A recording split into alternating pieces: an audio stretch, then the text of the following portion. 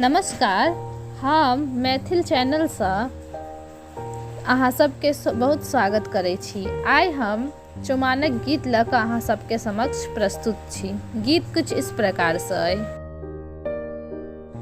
सखिया बदन नगरिया में सौंसे सोर, श्याम रंग दुल्हा की सोरी हमर बर, श्याम रंग दुल्हा की सोरी हमर बर।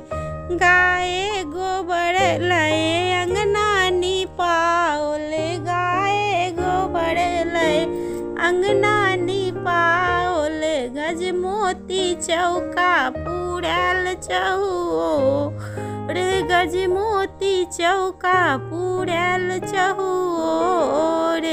अवध नगरिया में सौंसे सोर, अवध नगरिया में सौंसे सोर, श्याम रंग दुल्हा की सोरी हमर बर। का चाही बस के डलवा बुनाओल, का चाही बस के डलवा बुनाओल, ताही सजल दुभिधान चहुओर, ताही सजल दुभिधान चहुओर। सखी अवध नगरिया में सौंसे सोर, श्याम रंग दुल्हा की सोरी हमर बर।